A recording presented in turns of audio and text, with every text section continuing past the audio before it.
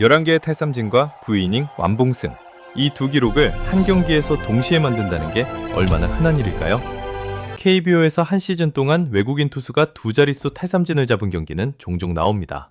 9이닝 완봉승도 1년에 한두 번씩은 나오죠. 그런데 그 둘을 한 경기에 묶어내는 일은 다릅니다. 4월 24일 광주에서 기아 외국인 투수 아담 올러가 그걸 해냈습니다. 게다가 기아 구단 역사를 통틀어 외국인 투수가 두 자릿수 탈삼진과 완봉승을 동시에 기록한 첫 사례라는 타이틀까지 붙었어요. 오늘은 이 한 경기를 데이터와 맥락으로 풀어보겠습니다. 11K 완봉이 왜 단순한 호투가 아니라 역사로 기록되는지 숫자가 직접 답하는 시간이 될 겁니다. 먼저 경기 결과 한 줄로 정리하겠습니다. 기아 4대0 롯데승. 9이닝 103구 3안타 2볼넷 11삼진 무실점. 시즌 4승. 평균 자책점 1.11에서 0.81로 하락. 단순한 1승이 아니라 시즌 평균 자책점 0점대를 4월 말까지 가져갔다는 의미가 함께 있습니다. KBO에서 4월을 평균 자책점 1점 미만으로 마치는 선발 투수는 한 시즌에 손에 꼽힙니다. 그 흐름이 5월, 6월까지 이어진다면 시즌 후반 타이틀 경쟁의 무게중심이 바뀔 수 있는 수치예요. 가장 먼저 봐야 할 숫자는 스트라이크 비율입니다. 103구 중 75개가 스트라이크, 약 73%입니다. KBO 평균 선발 투수의 스트라이크 비율은 보통 65에서 67% 사이에 머물러요. 잘 던지는 투수가 70%, 압도적인 등판이 72에서 74% 정도입니다.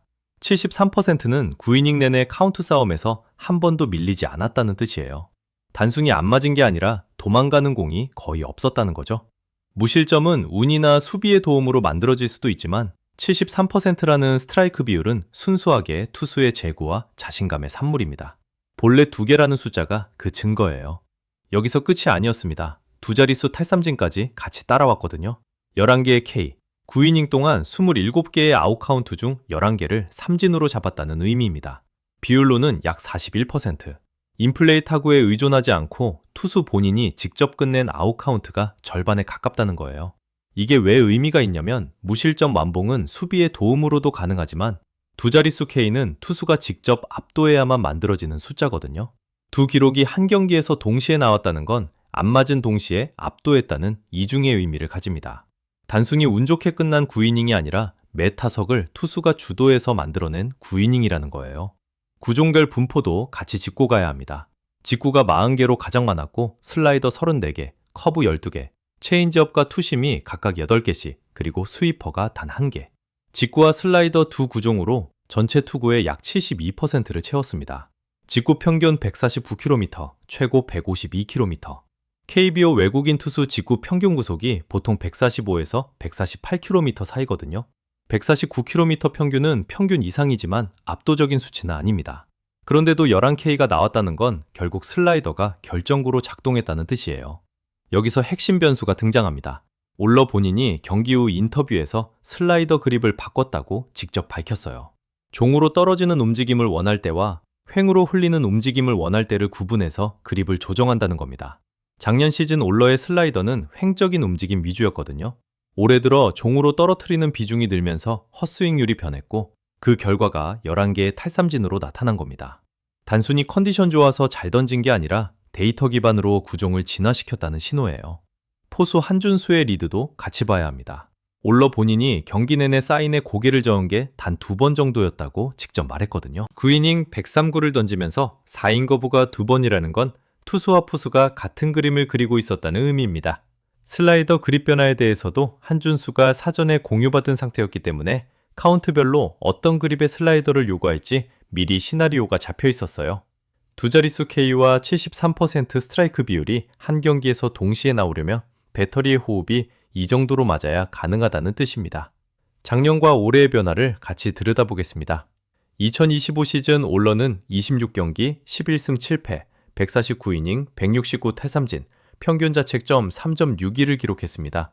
두 자릿수 승수의 169 삼진이면 외국인 투수 평균 이상의 성적이지만 시즌 중간에 팔꿈치 염증으로 약 2달을 통째로 쉬었어요. 시장에서 올러의 재계약을 두고 의견이 갈렸던 이유가 여기에 있습니다. 외국인 투수에게 가장 무서운 단어가 내구선이거든요. 시즌 중반에 2달을 빠지는 투수에게 17억을 투자하는 게 합리적인지에 대한 토론이 있었던 겁니다. 그럼에도 기아는 $120만, 약 17억 원에 다시 잡았어요. 그리고 4월 말 시점의 평균 자책점이 0.81입니다. 작년 3.62에서 올해 0.81로의 변화는 단순한 폼 상승이 아니라 구종 진화가 만들어낸 결과물이라고 봐야 합니다. 평균 자책점이 4점대 가까이에서 1점대 미만으로 내려가는 건 일반적인 컨디션 변화로 설명되지 않거든요. 슬라이더 그립 변화처럼 명확한 기술적 조정이 있어야 가능한 폭입니다. 이제 완봉승이라는 사건의 시즌 가치를 짚어야 합니다. 기아의 마지막 9이닝 완봉승은 양현종이 2019년 9월 11일 부산 사직 롯데전에서 86구로 만든 게 마지막이었어요. 그 후로 정확히 2417일이 지났습니다. 6년 7개월 동안 기아 유니폼을 입은 투수 누구도 9이닝을 혼자 끝내지 못했어요. 그 사이 KBO 전체로 봐도 9이닝 완봉승은 한 시즌에 5경기 안팎으로 줄어들었습니다. 투수 보호를 위해 선발의 투구수 관리가 강해졌고 109 안팎에서 마운드를 내려가는 게 표준이 됐거든요. 그런 흐름 속에서 103구로 9이닝을 끝내고 그것도 두 자릿수 K를 같이 묶었다는 건 시대의 흐름을 정확히 거스르는 등판이었어요. 여기에 시즌 운영 차원의 가치가 한 겹 더 붙습니다. 완봉승 한 번이 단순히 1승만을 의미하지 않거든요. 5연패에 빠져있던 기아 불펜은 며칠 동안 누적 피로에 시달리고 있었습니다.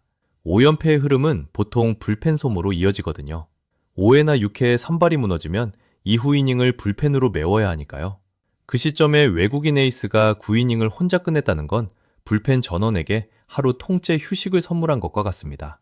144경기 시즌에서 4월에 받는 이런 보너스가 8월, 9월 막판 순위 싸움에서 어떤 결과로 돌아올지는 시즌이 끝나봐야 알 수 있어요.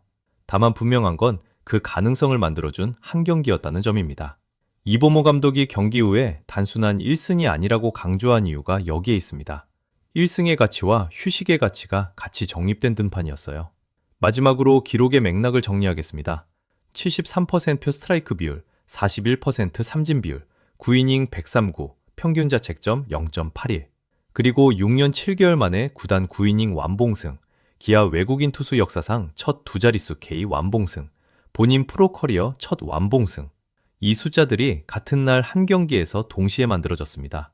단순한 호투의 카테고리가 아니라 KBO 외국인 투수의 한 시즌을 정의할 만한 등판이었다고 봐야 할 겁니다. 다음 등판에서 이 흐름이 어디까지 이어지는지, 평균 자책점 0점대가 5월 말까지 유지되는지 데이터로 계속 추적해 보겠습니다. 오늘 분석이 흥미로우셨다면 좋아요 한 번만 눌러주세요. 야구를 숫자로 파헤치는 영상 계속 만들어 드리겠습니다. 구독하시면 다음 분석도 가장 먼저 보실 수 있습니다.